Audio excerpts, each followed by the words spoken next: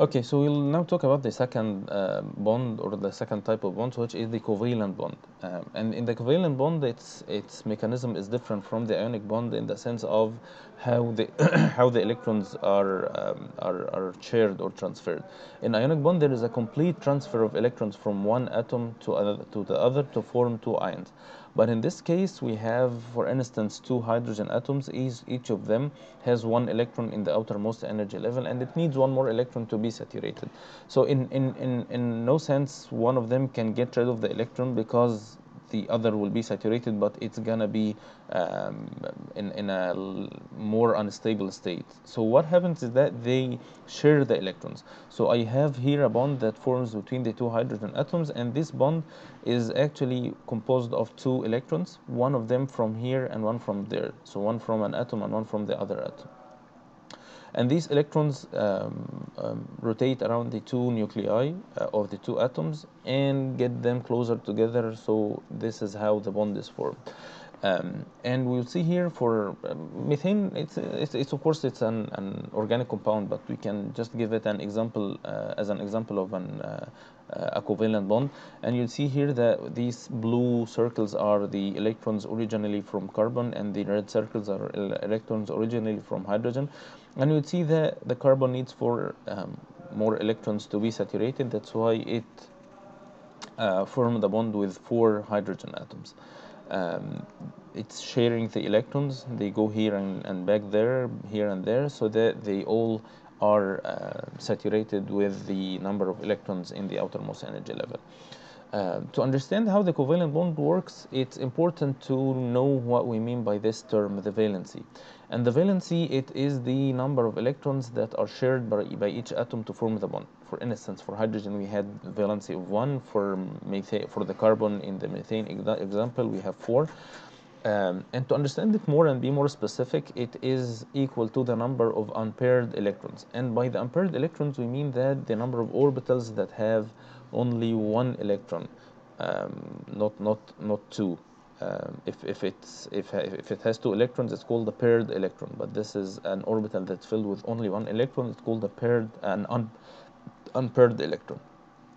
For example, in the case of nitrogen, we have 1s2, 2s2, and 2p3. And these three electrons are unpaired electrons. This is a paired electron. This is unpaired electrons. And these unpaired electrons need to be saturated with three more electrons, which means that its valency is 3. So this is 1, 2, 3, and the valency 3. And that's why when nitrogen forms reacts with hydrogen, it forms the ammonia, which is NH3. So this and this and this react with the hydrogen atoms. So this is its valency. Um, for the oxygen, the valency is 2 because it has two unpaired electrons. For the case of fluorine, it has valency of 1 because it has only one unpaired electron. So this is the what we mean by valency. Uh, we would expect that for a case of nitrogen reacting with hydrogen, or hydrogen reacting with hydrogen, that uh, there are some orbitals that are forming a new or a bond, and these orbitals should have different shape from the original shape, and this is what we would expect. So to know how the shape will look like, we need to revise how the original shapes of the orbitals is. So for the s orbital, it looks like a sphere. For the p orbital, it is dumbbell shape. D and F were more complex shapes, and this is how 1s looks like. This is 2s. It's bigger because it's the second one. And for the P, we have three orbitals, and that's why they take the shape of a dumbbell in x, y, and z direction. And this is something that we discussed in the previous chapter. Or the one before. I'm not sure which one. I think it's chapter 1. So what we would expect of the shape of the new orbital that forms between S and S, or P and P, or S and P, whatever, would or it was studied in a theory that's called valence bond theory. It's based on the wave function that we discussed in chapter 1 with a long mathematical derivation and calculations and stuff like that.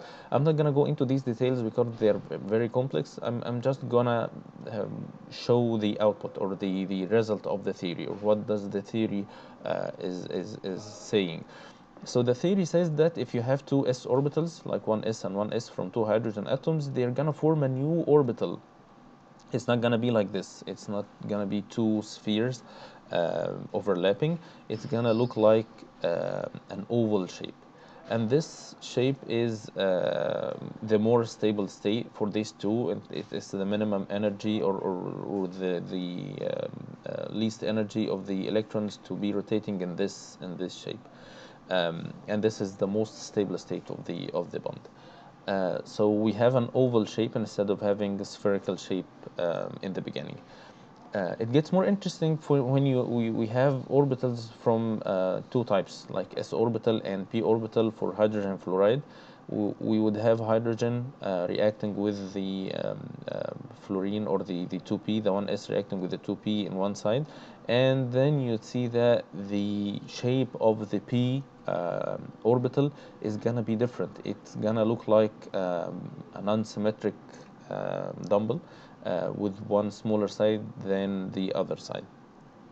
So this is what we would expect from this valence bond theory.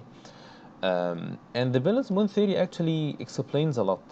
For instance, in case of water, we have the oxygen reacting with two hydrogen atoms. It has two unpaired electrons here. Each one of them reacts with one electron here.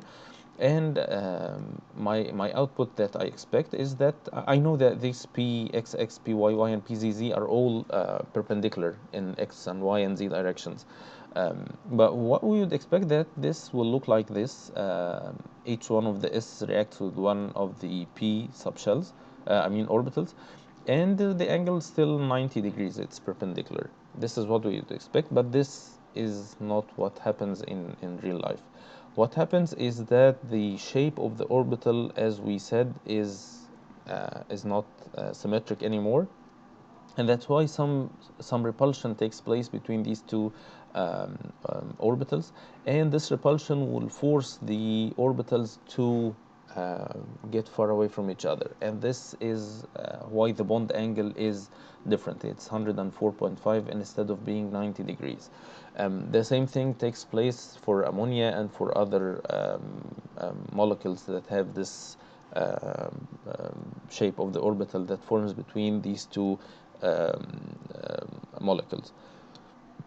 I want to highlight, or like keep in mind that this orbital that's formed, this new orbital, is a result of two orbitals from two different atoms. It's not in the same atom. We're gonna talk about something different in few minutes, but this is the orbitals that form between two different atoms. One from hydrogen, one from oxygen, one from hydrogen, one from fluorine, whatever. But this is not from the same atoms. The orbitals are from different origins. One more thing that we would know from this valence bond theory is that the bonds that form between the atoms are not always the same. An example, it's a very famous example, is the acetylene atom. This is C2H2, this is 1C, this is 1C, this is the nucleus, and this is 1H, this is 1H. It has only s orbital, that's why it's a sphere. This is the s orbital, and these are the blue, the yellow, and the gray dumbbells are the p subshells, the p subshell, and the orbitals of the d subshell, the p subshell, pxx, pyy, and pzz. And you'd see that there is a bond that forms in the center line between the two nuclei, and this is a covalent bond. We have three covalent bonds here, and this is a strong covalent bond, which is called a sigma bond. But these formed between the blue and blue, and the yellow and yellow, is not as strong as the one that forms in the center line, and that's why it's called the pi bond. Usually when this molecule goes into the reaction, the pi bonds break and go into the reaction, and sigma bond still holds between the two atoms. Um, One thing that's it's nice to see, and this, I think this is the reason of the origin of the organic chemistry as a science, which is based on the carbon, and this is how carbon behaves in when it goes into reactions. We know from the electronic configuration of carbon that it has 2 in S, therefore 1s, 2 in 2s, and 2 in 2p. So according to the definition of valency, we would expect that the carbon would have a valency of 2, but actually, you know that the carbon has a valency of 4. And to explain this, carbon goes into case what's called the excited state. And in the excited state, the atoms rearrange themselves so that we have 4 unpaired electrons. So this 1 electron from here goes into here, and we have 4 unpaired electrons instead of having 2 unpaired electrons. And that's why carbon has a valency of 4. And when this happens, these orbitals are not S and P anymore. It happens to form what's called hybrid orbitals. And these hybrid orbitals are named according to the names of the original orbitals that were hybrided, or it was hybrided from. So what we have here is 1s and 3p, and that's why we call it sp3 hybridization. So it's hybridization between an orbital in s and 3 orbitals in p. And this is why the expected output it's again similar to what we mentioned before about the bond angle in water. So would expect the output is that one reacts with S like this, and one with Z, one with Y, one with X, or PXX, PY, and PZZ. But this is not happening, and what happens is what we call the hybridization. And we have 4 sp3. Each one of them has the shape of it's exactly like the shape of the bond in hydrogen fluoride, for instance. But the difference here is that the sp3 orbitals are originally from the same atom. They are all from carbon atom. It just rearranges the orbitals to be in more stable state and can go into reactions easily. So we have here 4 sp3 orbitals, and these react with hydrogen. And again, for the same reason of the repulsion between the orbitals, we see that the hydrogen molecules do not take the 90 degrees shape. They go into a tetrahedral shape. The angle, I think it was 109 or something like this. And this tetrahedral shape is the shape that gives the maximum space between the orbitals. You'd see that one of them in this purple color, one of them like this, one like this, one like this, and one like this.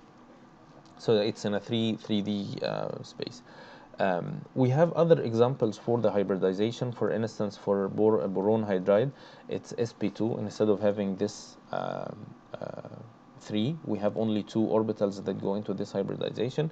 And for beryllium hydride, we have sp. So it's 1s with 1 orbital in p that does this hybridization. Just one last thing to mention about the covalent bond is to compare the covalent bond to the ionic bond. What we see here is the melting point of molecules of different bonds, and the compounds. We have here sodium fluoride, chloride, calcium chloride, potassium bromide. These are all ionic compounds, and you'd see that the melting point is extremely high. You have to go up to 1000 or 800 Celsius. The minimum is 750 Celsius, so that you can melt it. But in this case, you'd see for ammonia, for phosphorus chloride, for hydrogen chloride, we have very low melting point. So there is a very big, huge difference between the ionic and covalent bond. And this is again what we mentioned before. Ionic bonds are very strong bond. It needs very high energy to break the bond, which is not the case for the covalent bonds like what we see here. So this is all for this video. I'm gonna stop, and now and in the next video we will talk about one other thing, which is the electronegativity. So I'll see you then. Goodbye.